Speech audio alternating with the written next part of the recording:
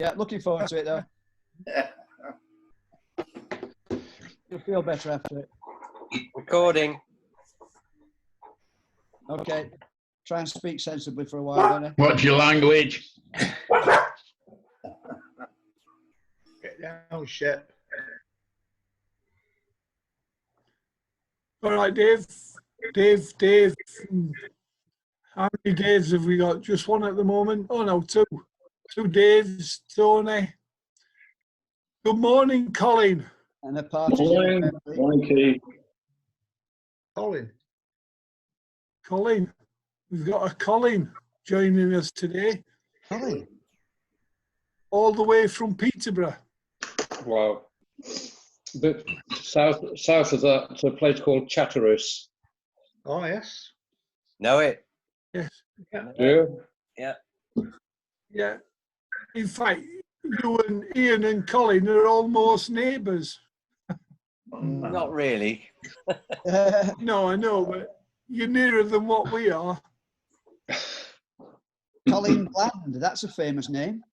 Yeah. It is a famous name. Yeah. I'm sure you've Yeah. heard that before.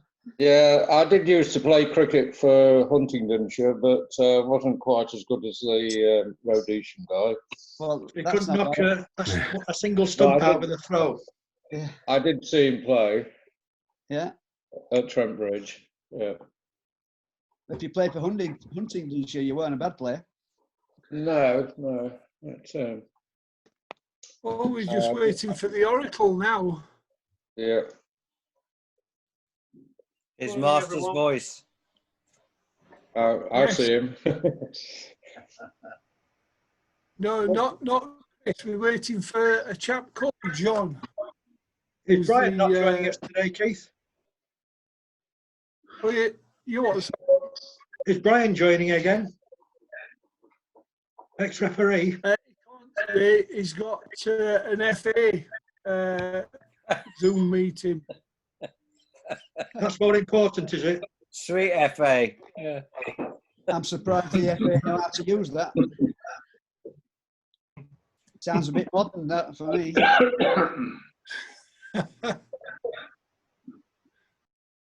You go, John Douglas Longstaff on his way in. Oh, well, never mind. So Shall we crack on? Because you're losing recording time. I know we are. He's here. Is he? Late, We've late on got parade. Morning. whoever test is. Morning.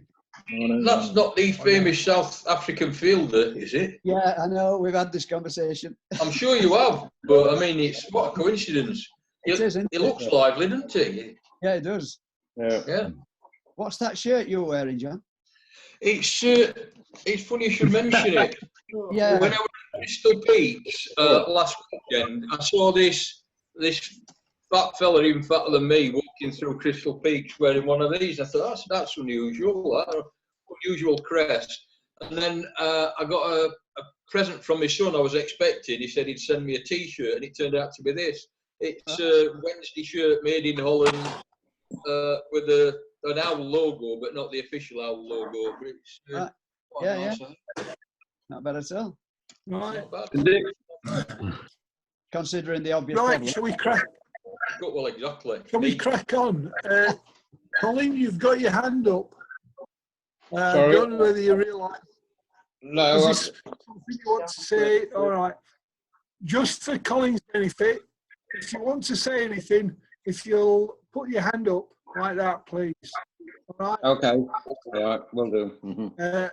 I've also got Mike Stiliano in for the first time, I think. Is it Mike?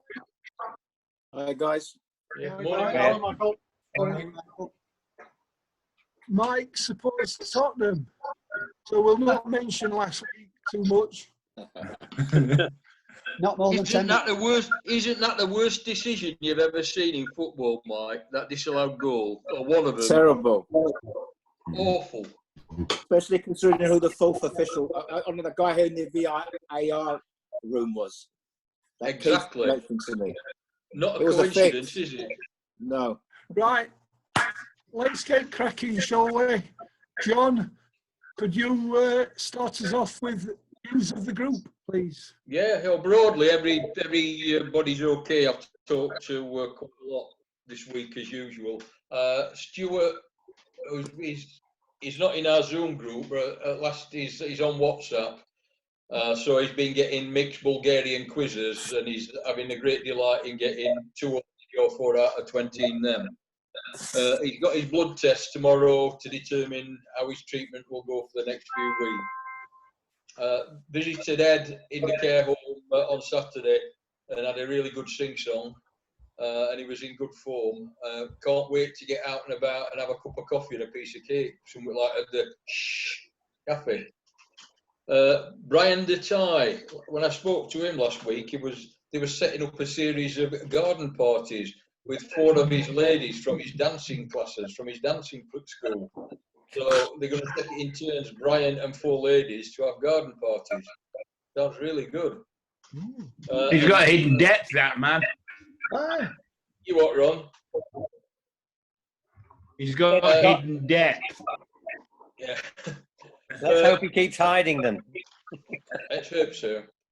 Vinny's brother is seriously ill, but I don't know what the situation is at the moment. But I talked to him a few days ago, and his brother was quite seriously ill, so he's concerned about him. I received an email this morning, which is one reason I'm late. I was just reading it from Sandra at Crystal Peaks Library, and she'd received my email to her, and thank you very much for my offer. I offered you all to help her when the library opens. I would sit and watch you. She thanks us for our offer of help and passes on her best wishes to all of us. And she's glad that we're still alive and kicking in lockdown. There are no early signs of the library opening to enable us to come in. There are various plans that will develop over the next couple of weeks, but I think we're probably on stage 3 or 4 of those plans. The first idea is to get the libraries open and maybe do some postal stuff, some collecting, some ordering and collecting, and maybe letting people in 1 or 2 at a time, like some of the shops are doing. And then as they progress, maybe in a couple of months' time, they'll get us in. And that's the latest. Yeah, that's brilliant. John? Ron, Yeah? Yeah? Do you know which one of Vinny's brothers is ill? I don't, I'm afraid, Ron, no. How many's he got? Right. About 9, That's 6.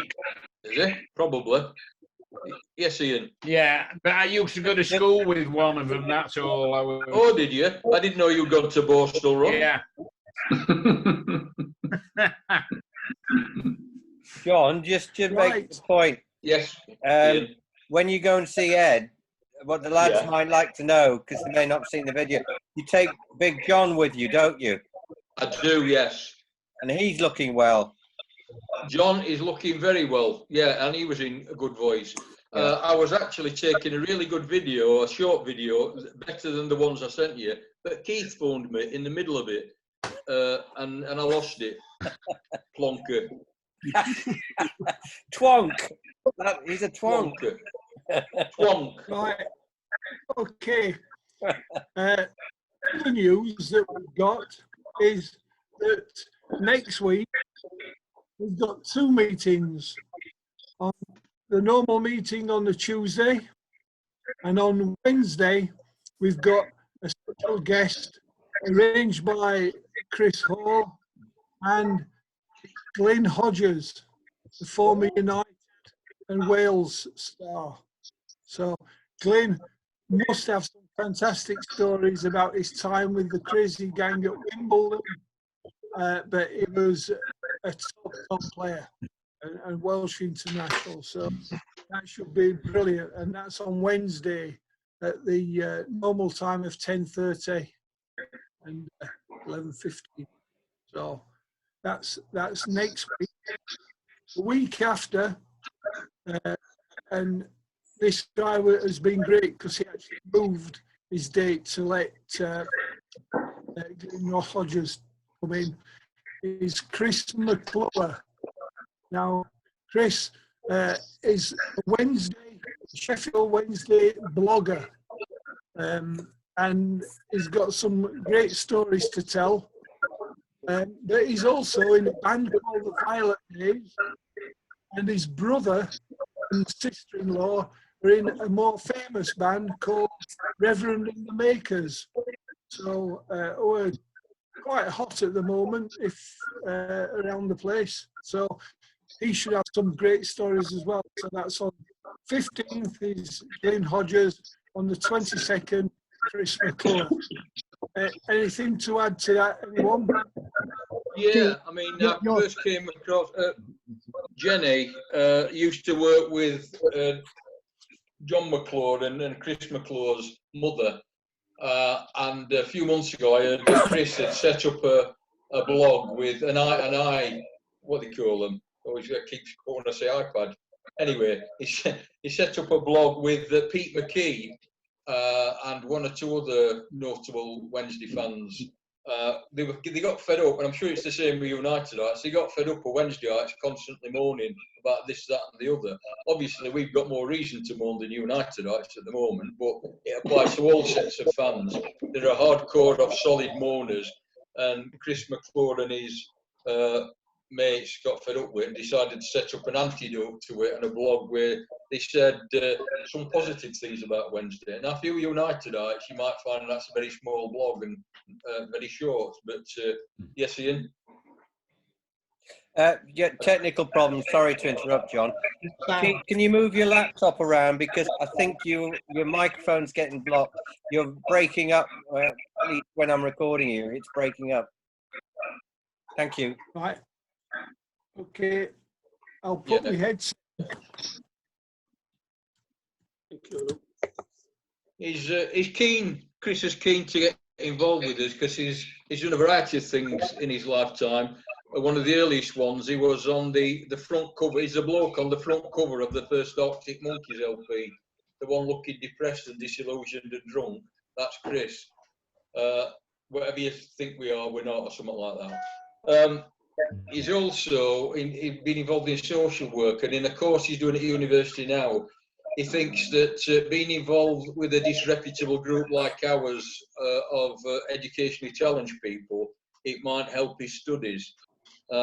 He's a lively, bubbly fella, and he's going to bring some of his memorabilia, some of his football, or maybe his pop memorabilia to the meeting. He's got a vivid history in football supporting, and in the local pop scene as well. So you might find that interesting. And Keith may try to involve his brother, who was also a local pop star in his day.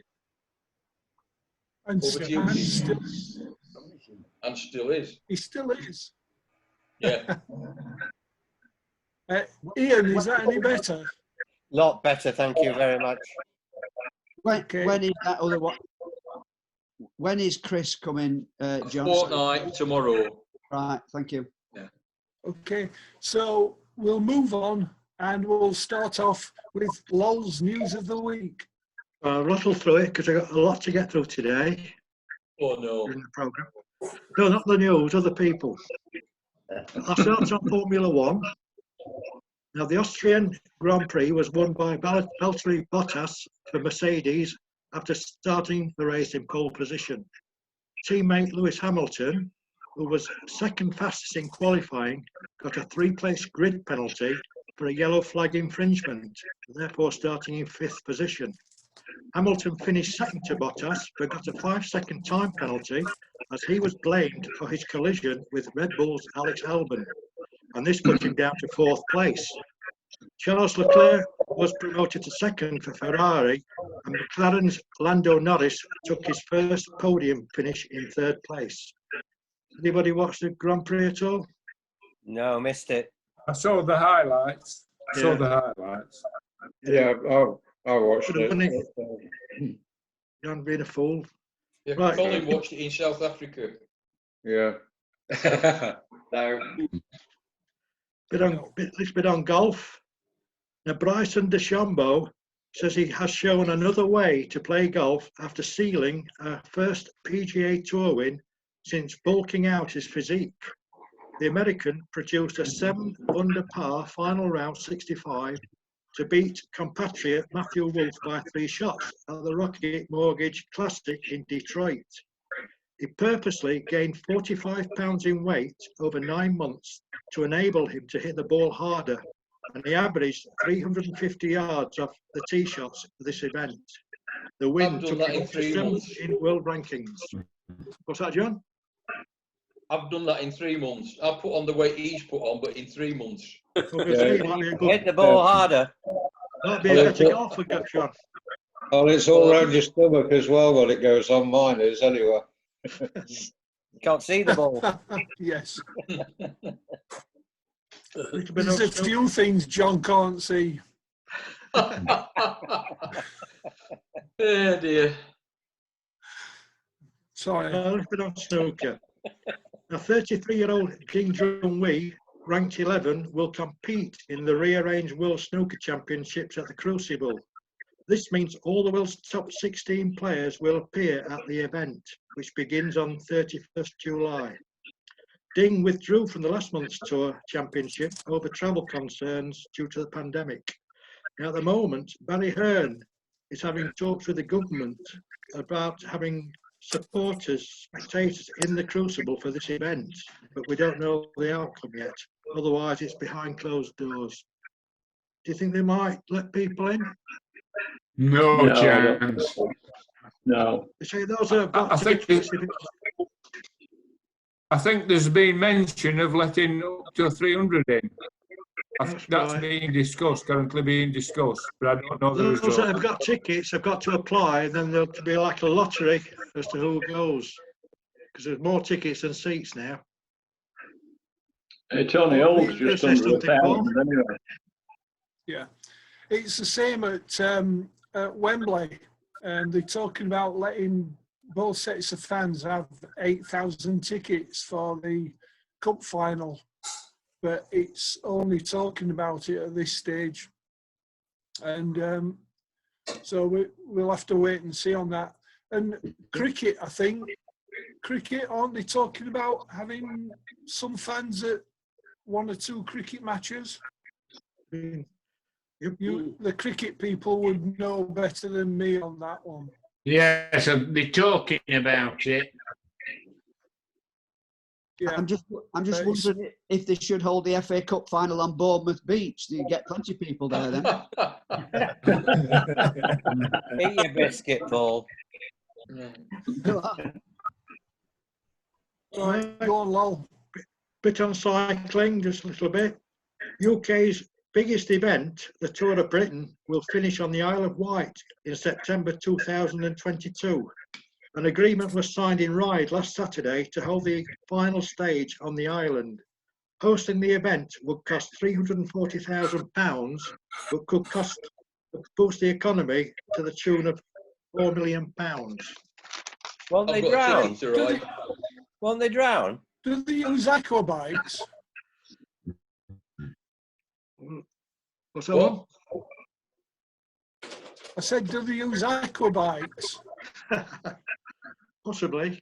A little bit on athletics.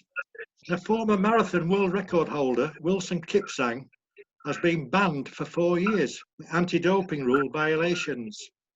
World Athletics said that between April 2018 and May 2019, the 38-year-old missed 4 whereabouts appointments. 3 such failures within 12 months lead to an automatic ban. Now, Kipsang said he missed a test in May 2019 because he had been in a traffic accident and provided a crash photo, but the crash actually happened 3 months later in August.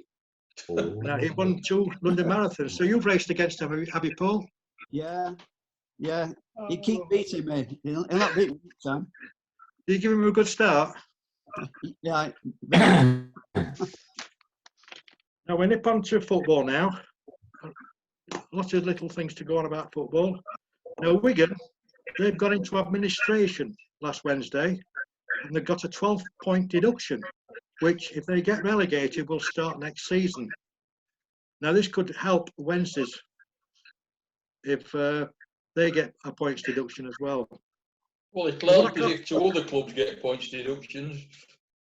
Now, what I can't understand about the Wigan situation, it's been bought from one Hong Kong-based company, part owned by poker player Stanley Choi, who is also chairman of the group who's selling the club. So he's got interest on both sides.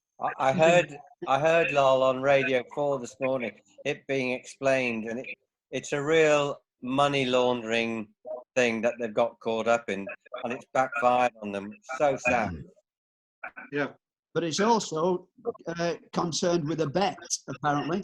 There is a massive bet in the Philippines that Wigan will get relegated. And as a result of putting Wigan into administration, which the new owner has done, he stands to gain several £1 million to win a bet. And the EFL chairman, whose name escapes me at the moment, confirmed that just on this sort of Parry. Rick Parry. the road. Rick Parry. Harry, that's right, yeah. He was filmed talking to a fan who just asked him about it, and he confirmed that that is a distinct possibility. It smells like Billingsgate Market. Yeah, absolutely. But is there anything they can do? I mean, Don't they've know. gone into liquidation. Is there anything the EFL can do? Yeah, if you give them about 3 months to sort it, yeah. Yep. Yeah. Right. Now, Wednesday, they've not paid some players in full for the last month. Perhaps they've decided to pay them what they're worth. What do you think, John? Any reason for that? Is there cash flow or? I think, as usual, you're talking absolute tripe. Yeah. That's what they pay him. Typical nastiness from United, treading on a man when he's lying in the Calm gutter down, with his calm legs in the air. Calm I am down. calm. No, this is a calm response. You should heard see it. when I'm not calm. You heard it, John, didn't you? Well, yes, I've heard the same rumours that some of the players, if not all the players, had not received all the wages, but they were promised that they would receive all the wages. There's a cash flow problem. I can speculate as much as you. I don't know what's causing it. The truth is, things John, aren't good. Things aren't good at Hillsbury. It's bad news being a Wednesday night at the moment. I heard this, John. The fact is, it's nothing sinister. They get paid in cash, and when they reach out for it, the 2 metre rule, they can't get the cash. So that's why they're not. Brilliant. I like that. I like that. Now, Preston North End, they are the first club in history to play 5,000 league games. And they won the inaugural Football League in 1888-9 without being on a losing side, game, and they drew 4. Now, they won the... There were only 12 teams. There were only 12 teams, though, weren't there? What's that, John? I think there were only 12 teams, weren't there? Yeah, only a few. Now, SU FC Limited have now announced that they now own Bramall Lane Stadium and the training ground at Shirecliffe. And that's good news. Bristol City, they've sacked manager Lee Johnson, and Chris Hughton's in the running for that job. Bardi, he has reached 100 Premier League goals, which is a good going for a Sheffield lad. Gianluigi Buffon, Juventus goalkeeper, has set a new Serie A appearance record. His 648 games has now overtaken the previous record holder, Paolo Maldini. Now, Manchester United, they scored 5 goals for the first time since Boxing Day 2011, when they beat Wigan 5-0. So it's took them nearly 10 years to score another 5 when they beat Bournemouth last weekend. Can't believe that, can you? Now, Sheffield United, they've got more points from losing positions apart from Wolves, Arsenal and Liverpool. They gained 14 points after being behind. Now, Steve McClaren, he's turned down the managing job at Dundee United, saying the opportunity came at the wrong time. So why did he go for the interview? Wednesday, they played quite well last week against Swansea in the first half. Did you watch it, John? Yeah, I watched it. Typical Wednesday, couldn't finish.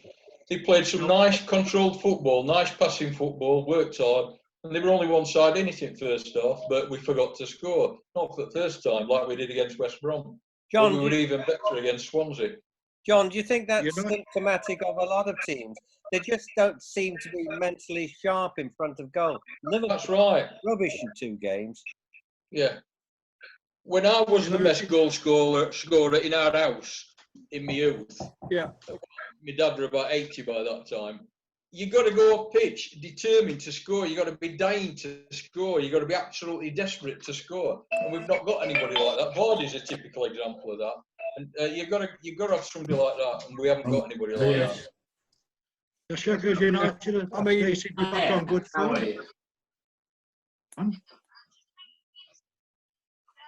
Yeah. Sheffield United seem to be did back well. on. Yeah, good Well, result over Spurs. Sorry, Mike. Trust Carter have to intervene though, because it was a blatant. Well, it wasn't a blatant. What day do you want me to come in? It was a blatant handball. Everybody could see it was handball. Keith, can you put... Well, it's hold been on. Thursdays. I mean, Thursday. Yeah, What? 9 o'clock. Excuse me. You won't What be did you all, say, Ian? you know, Could you Can put you mute Ron? station? right, Mute Ron. right. Yeah.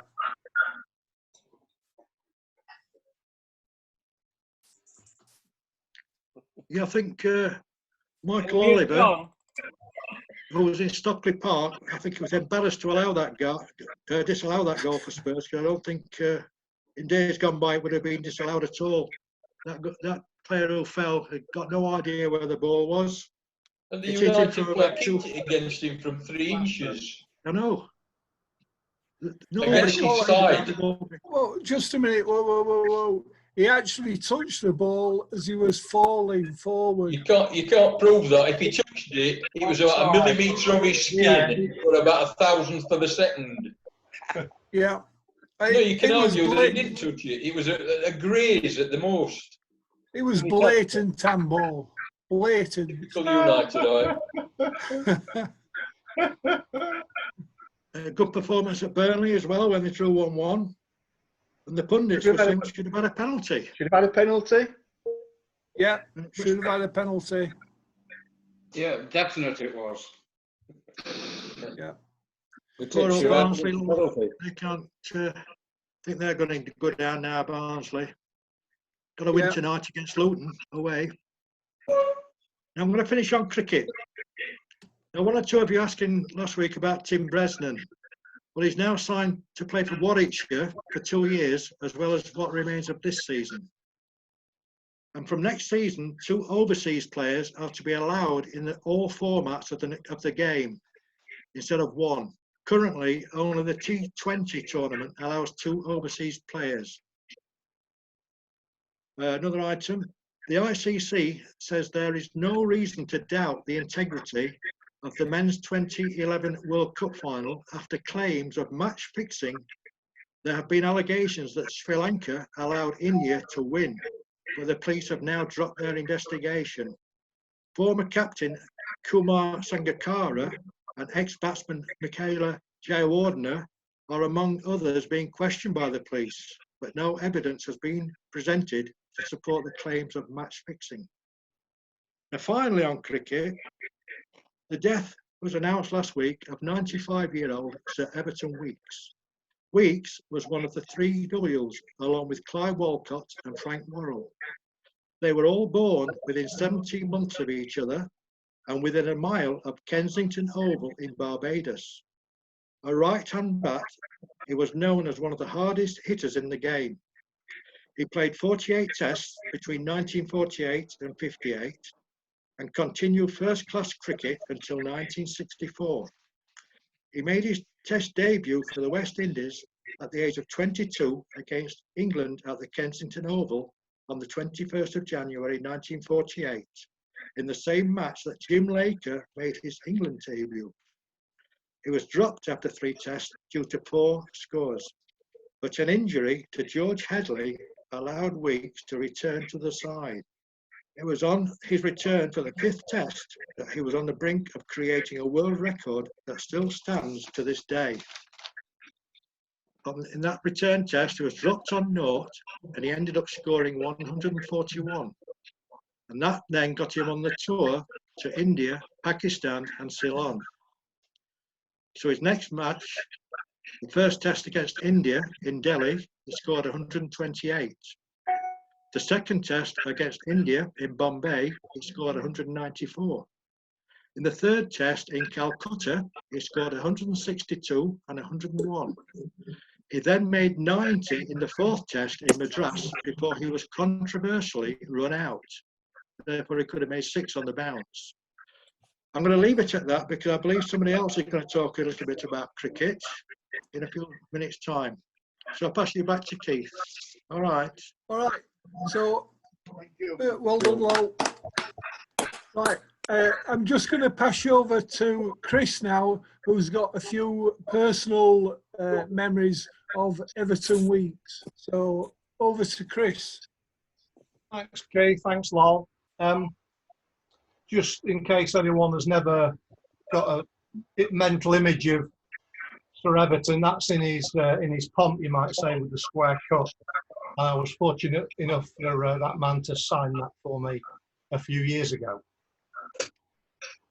This is really a personal few words. My family actually lost a very good friend on July the 1st.